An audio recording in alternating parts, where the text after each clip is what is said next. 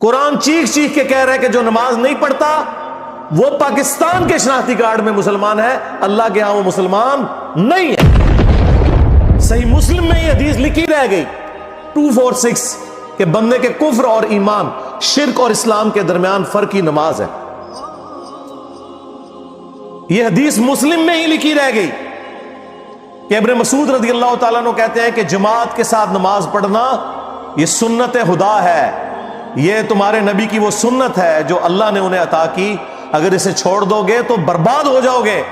رسول اللہ کے زمانے میں اگر کوئی بیمار بھی ہوتا اور 2 بندوں کے سہارے مسجد میں آ کے نماز پڑھ سکتا تو اس کی کوشش ہوتی کہ میں مسجد میں جماعت سے نماز پڑھوں، کہیں مجھے منافق نہ شمار کر لیا جائے۔ جماعت چھوڑنے پر رسول اللہ کے زمانے میں سمجھا جاتا تھا صلی اللہ علیہ وآلہ وسلم کہ بندہ منافق ہے۔ صحابہ کرام کو، اہل بیت کو کب معلوم تھا کہ ایسی امت بھی آنے والی ہے جو آپ سے بڑا عاشق رسول ہونے کا دعویٰ کرے گی اور نماز ایک نہیں پڑھے گی؟ تو وہ کہتے یار یہ تو بڑا آسان اسلام ہے۔ تو یہ حدیثیں تو مسلم شریف میں لکھی رہ گئی، پریکٹیکلی کس نے عمل کیا اس کے اوپر؟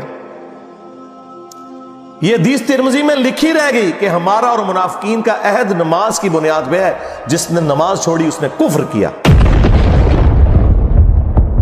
یہ صحابہ کرام علیہ رضوان کا فتویٰ ترمذی میں ہی رہ گیا۔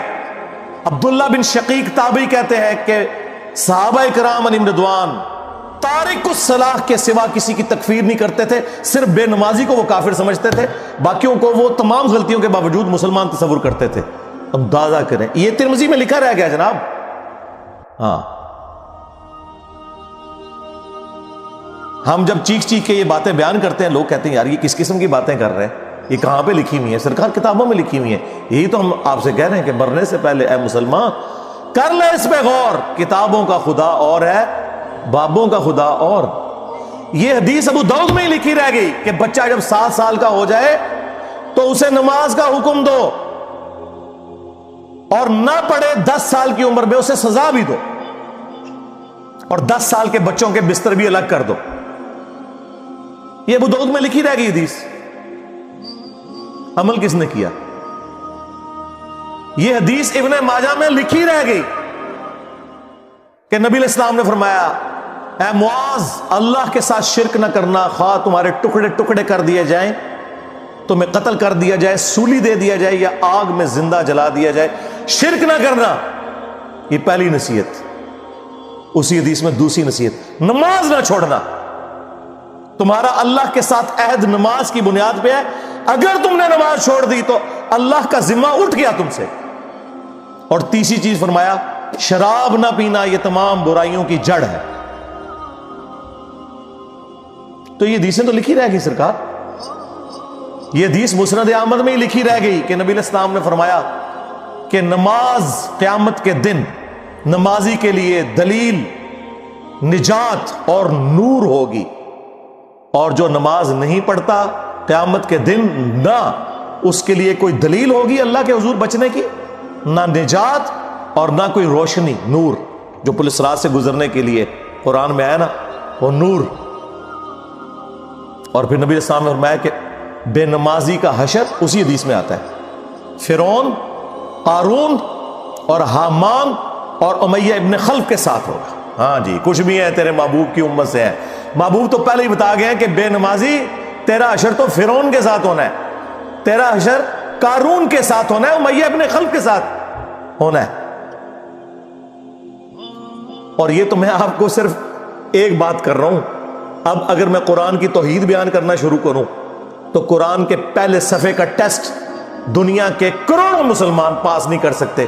ایاک نعبد و ایاک نستعین، یہ قرآن میں لکھا رہے گا۔ ماشاءاللہ فجر کی نماز میں یہ پڑھ کے نکلتا ہے، اور مسجد کے ساتھ جو دربار ہے ریگولرلی حاضری دے کے اس بابے سے بھی مانگ کے گھر آتا ہے۔ تو کیا نماز تو پڑھی؟ تو مسلمان ہے، تیری ہر نماز کی ہر رکعت میں تو یہ نہ پڑھے تیری نماز ہی نہیں ہوتی۔ ایاک نعبد و ایاک نستعین، اے اللہ عبادت بھی تیری کریں گے، دعا بھی تجھی سے مانگیں گے، مدد بھی تجھی سے مانگیں گے۔ یہاں مدد مانا دعا کے، لیکن یہاں مولویوں نے پھر پٹی پڑھا دی، ان کا نہیں جی نہیں جی امی سے روٹی نہ مانگے.